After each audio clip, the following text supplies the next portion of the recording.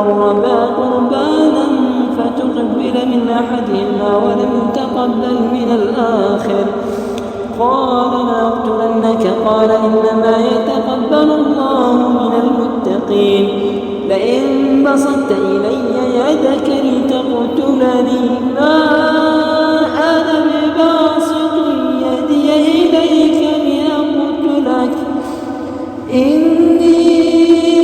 أخاف الله رب العالمين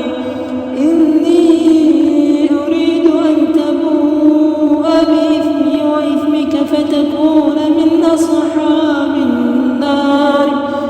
وذلك جزاء الظالمين فطوعت له نفسه قتل أخيه فقتله فأصبح من الخاسرين فبعث الله غرابا يبحث في الأرض ليريه كيف يواري سوءة أخيه قال يا ويلتى عجزت أن أكون مثل هذا الغراب فأواري سوءة أخي فأصبح من النادمين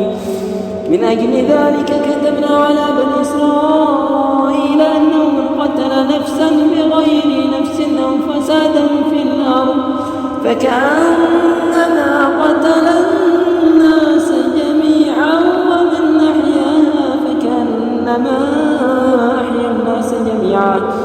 ولقد جاءتهم رسلنا بالبينات ثم إن كثير منهم بعد ذلك في الأرض لمسرفون إنما جزاء الذين يحاربون الله ورسوله ويسعون في الأرض فسادا أن يقتلوا أو يصلبوا أو تقطع أيديهم وأرجلهم من خلاف أو ينفوا من الأرض ذلك لهم خزي في الدنيا ولهم في الآخرة عذاب عظيم إلا الذين تابوا من قبل أن تقدروا عليهم فاعلموا أن الله غفور رحيم.